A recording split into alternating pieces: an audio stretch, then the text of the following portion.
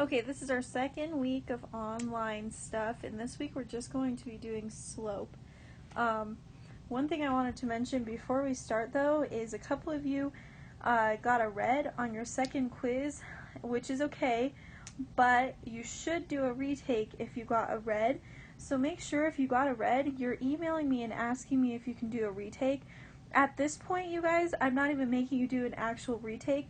I'm just having you do corrections to get credit back. So it's pretty easy to get a green if you do badly on your quiz, to just do corrections and then you can get a green. So today we're doing slope, and slope is actually growth rate.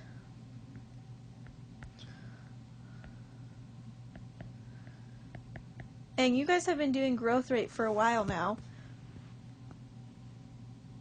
Growth rate is y equals mx plus b. The growth rate, remember, is this m, so growth rate. And remember that b is the starting value.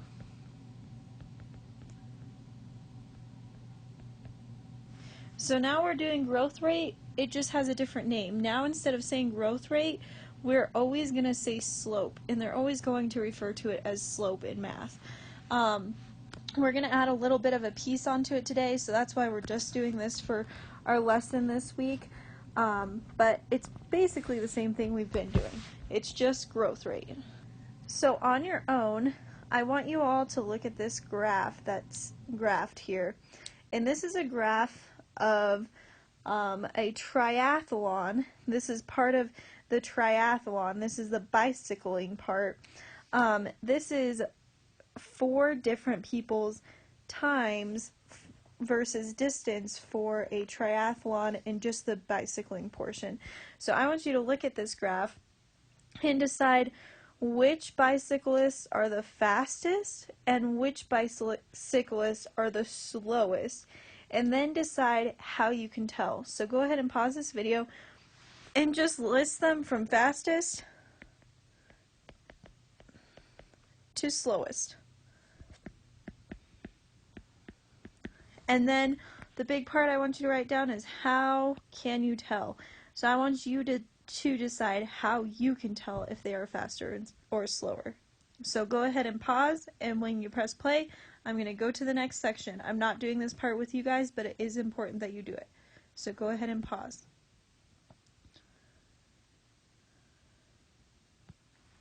Okay, so we're going to take just one of these graphs, and it's graphed on this page, and it says Lydia wants to describe each bicyclist's rate in kilometers per minute for an article in her school paper. To do this, she sketches triangles like the one for line A on the graph below. Where do the 4 and 6 come from on racer A's triangle, and what do they represent?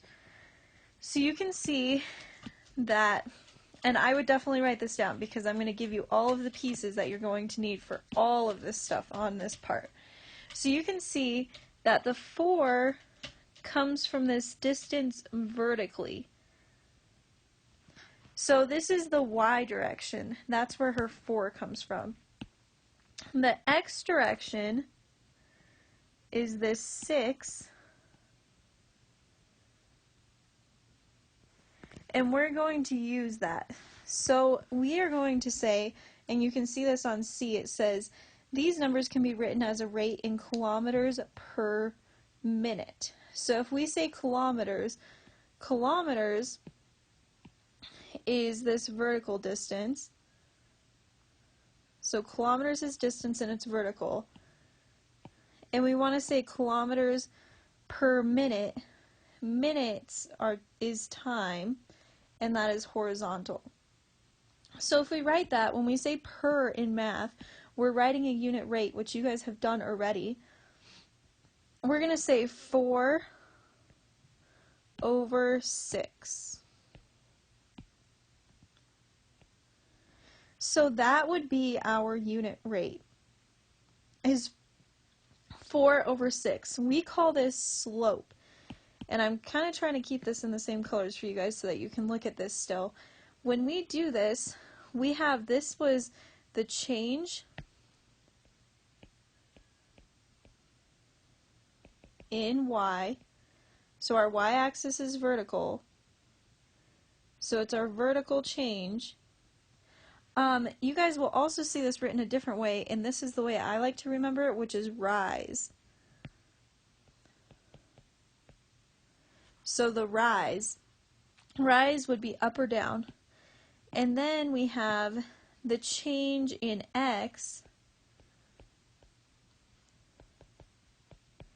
which is also known as the run. So there's two different ways that we can say this. We did our change in y divided by our change in x, or we did our rise over our run. And there's also another way that you can write this, and that would be with these little triangles. And these triangles mean change. So this would be change in x, and then we have change in y. This is super important. You guys are going to do this over and over and over and over again in math. You're always going to do change in y divided by change in x, or rise over run. So when I do this, I always find what we're rising by, and then I find what we're running by, because that's going to be our fraction. It's going to be rise over run. So now it says, on the resource page, find the slope of each of the other three lines. And that is on. Okay, so we see the 4 over 6. This is 4 over 6.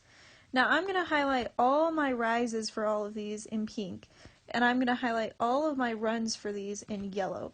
So on line C, this triangle is my rise. On line D, this is my rise. And on line C, this is my rise. And then on line B, this is my run. On line C, or B, I don't know which one this is my run. And on line D, this is my run. If you guys are looking at this, when you have this on your homework, it's going to look a little bit different. They are not going to have your triangles drawn for you. So if I didn't have these triangles and I was looking at line A, for example, I wouldn't draw my triangle like this. And that's because I can't really count that. Those aren't pretty points. So when I say a pretty point, I mean where these lines cross. That would be a pretty point. This would not be a pretty point. This would not be a pretty point. This would be a pretty point. So I'm going to erase what I have on A, and I'm going to find two other pretty points. So this would be a pretty point, and this would be a pretty point. So there's another triangle. And if I look at this triangle, I'm going to see that my run is 1, 2, 3, 4, 5, 6. And let's find our rise. Our rise is 1, 2, 3, 4. You can see that it's the same as down here. For your line, it's always going to be the same all the way across it, because it's a line. It's not going up by a different amount each time. The biggest thing is you have to make sure you're finding those pretty points. Any of these points throughout here would not be pretty points. This one actually would be. You could use that point also. But you have to make sure you're finding pretty points. So let's try another one. On D, this would be a pretty point, and this would be a pretty point. So I could also use that triangle. Okay, I'm going to erase that, and we're going to go back and find our rise and our run for all of these. Okay, so our rise on line B is 3. Our rise on D is 2. I'm just counting how many boxes there are. And our rise here is 2 as well. Now my run here is 3. My run here is 3. My run here is 1, 2, 3, 4.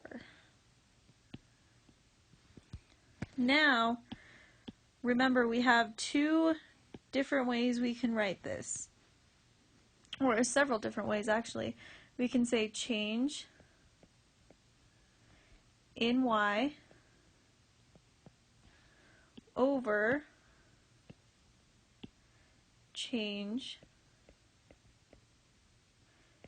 in x. We can say change in y over change in x the other way. We can say rise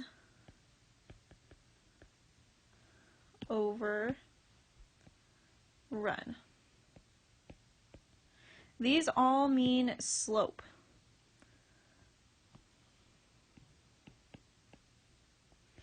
So I would have somewhere in your notes, I would have all three of these forms written down in your notes. I would write slope and then I'd write 1, 2, and 3. These are our three ways to write our slope. Remember that slope is just another word for growth rate, which is what we have been calling it all year. So I'm going to go over here on the side and write A, B, C, and D, and write slope. So we know our slope for A. Our rise is 6, our rise is 4, our run is 6, so our slope is going to be 4 over 6. That's it. That's the answer. Now let's look at line B. Our rise is 3, our run is 3, so it's 3 over 3, which is the same thing as 1. That's our answer. Now let's look at C. Our rise is whoops, that is not our rise. Our rise is 2. Our run is 3. So our slope is 2/3. Now D, our rise is 2. Our run is 4. So it's 2 over 4, which is the same thing as 1/2. So these are our 4 slopes. Now let's go ahead and look at a couple of practice problems. I'm going to do the one on the right first. I'm going to try to keep the same colors on here. So if I look at this, they gave me my pretty points. So my rise is here, and my run is here. So if I look at my rise is 1, and my run is 4. Remember that we always do rise over run.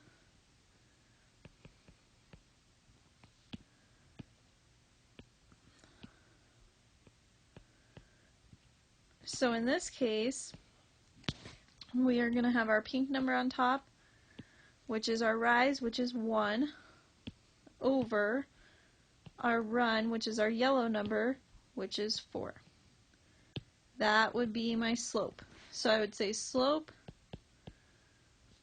equals 1/4. The other thing that I don't mind if you do is just write m equals 1/4. Because remember, in our equation, y equals mx plus b, our m is our slope.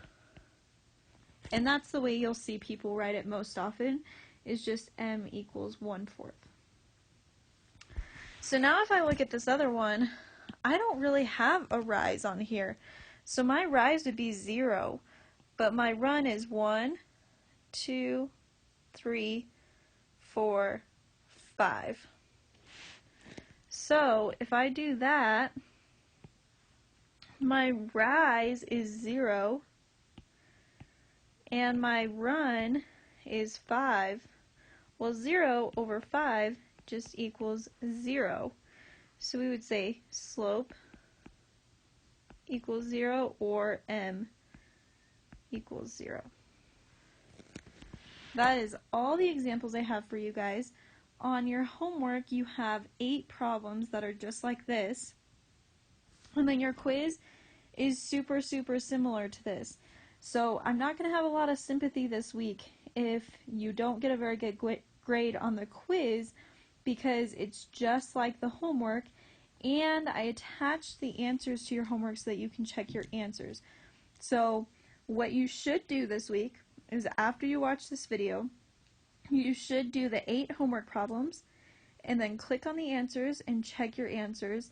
And if there's some that you can't see how to get there and you're not understanding it, that's when you should email me and ask me for help, because the quiz is just like that homework.